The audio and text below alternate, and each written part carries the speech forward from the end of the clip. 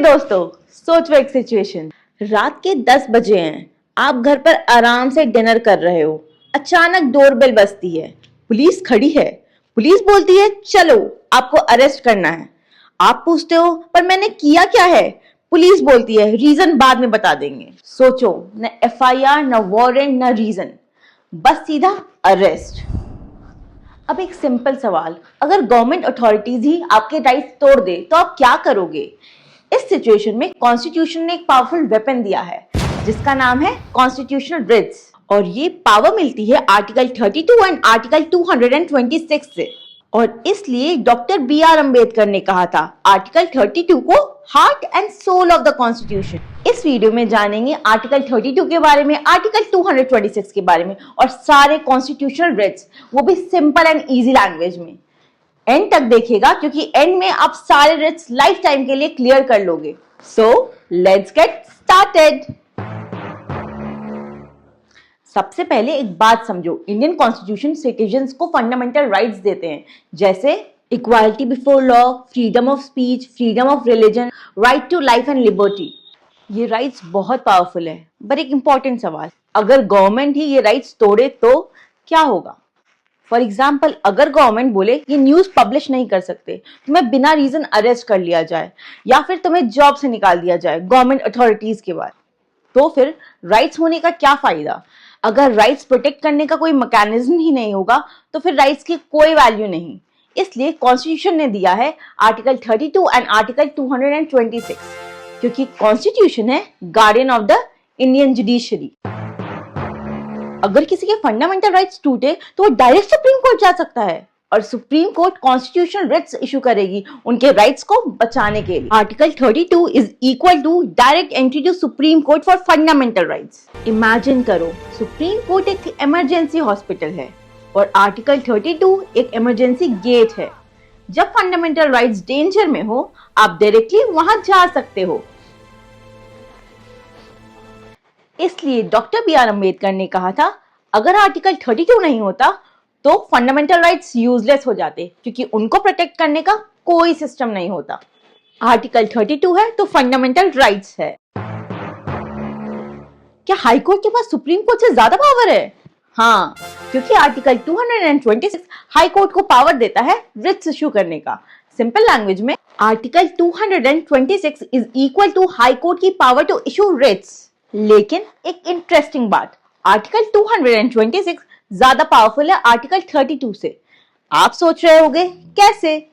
क्योंकि आर्टिकल 32 सिर्फ fundamental rights violation के लिए यूज होता है, लेकिन आर्टिकल 226 यूज हो सकता है fundamental rights violation, legal rights violation, administrative injustice. मतलब हाई कोर्ट की पावर वाइडर है। अगर किसी गवर्नमेंट ऑफिसर ने इल्लीगल डिसीजन लिया है तो आप हाई कोर्ट जा सकते हो। फंडामेंटल राइट्स भी वायलेट हो तब भी आप हाई कोर्ट जा सकते हो। इसलिए ज्यादा लोग हाई कोर्ट जाते हैं। जैसे घर के दादाजी और पापा आपको घर में प्रोटेक्ट करते हैं, वैसे ही जस्टिस के दादाजी और पापा आपको पूरे दुनिया से प्रोटेक्ट करते हैं। रिट फाइल कर देते हैं, रिट फाइल कर देते हैं। होता क्या है रिट? रिट होता है कोर्ट का रिटन ऑर्डर। कोर्ट किसी अथॉरिटी को कमांड देता है, ये काम करो, ये काम बंद करो, ये डिसीजन कैंसिल करो। इंडिया में 5 टाइप्स ऑफ रिट होती है: habeas corpus, mandamus, prohibition, surgery, क्यो वारंटो। नेक्स्ट पार्ट में इन सबको स्टोरी से समझेंगे। हेबियस कॉर्पस, अभी से पेश करो, तुरंत। I said produce the body. अगर कोई इंसान किसी को इलीगल डिटेन करेगा तो कोर्ट उसे ऑर्डर देगा कि मेरे सामने उसे प्रेजेंट करो। राहुल नाम का एक स्टूडेंट है, पुलिस उसको प्रोटेस्ट के बाद अरेस्ट कर लेती है, लेकिन एफआईआर नहीं, वारंट नहीं, रीजन नहीं। फैमिली पैनिक हो जाती है। लॉयर सुप्रीम कोर्ट या हाई कोर्ट जाता है और हेबियस कॉर्पस का पिटीशन फाइल करता है। कोर्ट पुलिस को ऑर्डर देती है राहुल को कोर्ट में प्रोड्यूस करो। अगर अरेस्ट गलत निकलती है तो राहुल तुरंत छूट जाता है। इसलिए हेबियस कॉर्पस को बोलते हैं guardian of the personal liberty. 1975 में इमरजेंसी के टाइम गवर्नमेंट ने बहुत लोगों को अरेस्ट किया और तब कोर्ट ने अपना पावर दिखाया। मैंडेमस, अभी करो, तुरंत। कोर्ट किसी लीगल अथॉरिटी को कमांड करता है अपनी लीगल ड्यूटी परफॉर्म करने के लिए। सोचो, एक गवर्नमेंट ऑफिस है और वहां एक फेमस डायलॉग होता है, कल आना। आप कल जाते हो, ऑफिसर बोलता है नेक्स्ट वीक आना। नेक्स्ट वीक जाते हो, ऑफिसर बोलता है फाइल मिसिंग है। Classic government office experience. फिर आप जाते हो कोर्ट के पास। कोर्ट बोलता है ऑफिसर अपनी ड्यूटी परफॉर्म करो। यही है मैंडेमस। पर हाँ, याद रखना, ये रिट प्राइवेट कंपनीज के लिए नहीं होता, सिर्फ पब्लिक अथॉरिटीज के लिए होता है। याद रखना, जब सब रास्ते बंद हो जाते हैं तब एक दरवाजा खुला होता है, वो है कोर्ट का। प्रोहिबिशन। रुको, तुरंत रुको। I said stop the proceeding. I said stop the proceeding. जब हायर कोर्ट लोअर कोर्ट को केस सुनने से मना कर देता है, वो भी केस के बीच में, तो उसे बोलते हैं प्रोहिबिशन। फॉर एग्जाम्पल, एक टैक्स ट्रिब्यूनल है, उसका काम सिर्फ टैक्स डिस्प्यूट सॉल्व करना है, लेकिन ट्रिब्यूनल एक क्रिमिनल केस सुनना स्टार्ट कर देता है। अब ये ट्रिब्यूनल के पावर से बाहर है, तो हाई कोर्ट बोलता है प्रोहिबिशन, मतलब केस सुनना बंद करो। जैसे पापा आप पर नजर रखते हैं और उन पर दादाजी, सेम प्रोसेस है, ज्यादा डिफरेंस नहीं है। सोच वही, कोर्ट दूसरी। शोशरी। ये तुमने क्या किया, पूरी बात बताओ। जब हायर कोर्ट लोअर कोर्ट के डिसीजन को कैंसिल कर देता है क्योंकि लोअर कोर्ट ने गलत डिसीजन दिया, तो उसे बोलते हैं certiorari, to be certified, to be informed. Difference समझो, प्रोहिबिशन में डिसीजन दिया नहीं गया, कोर्ट पहले ही मना कर दे, और सर्शरी में डिसीजन दे दिया गया, उसके बाद कोर्ट कैंसिल कर देती है।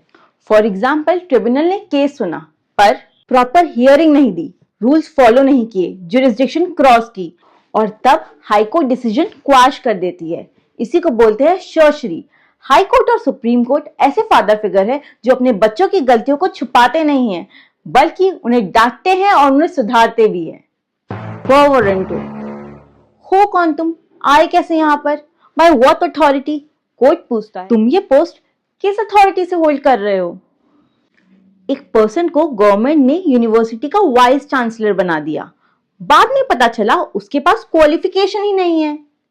तब कोई भी सिटीजन कोर्ट जा सकता है और पूछ सकता है, ये पोस्ट जो तुम होल्ड कर रहे हो वो किस अथॉरिटी से कर रहे हो, और अगर ये गलत अपॉइंटमेंट है तो कोर्ट उसे हटा सकती है। ये जो फॉल्स सर्टिफिकेट्स बनाते हो, एक बार सोच लो, लंबा फंस सकते हो। Article 32 versus article 226। एक quick comparison article 32 and article 226 में। इसलिए प्रैक्टिकल लाइफ में लोग हाई कोर्ट ज्यादा जाते हैं क्योंकि हाई कोर्ट ज्यादा केसेस हैंडल करता है, जैसे पापा घर के ज्यादा केसेस हैंडल करते हैं, सेम। तो दोस्तों, आज हमने समझा आर्टिकल 32 के बारे में, आर्टिकल 226 के बारे में और कॉन्स्टिट्यूशनल रिट्स के बारे में। B.R. अम्बेडकर ने सही बोला था, article 32 heart and soul of the constitution.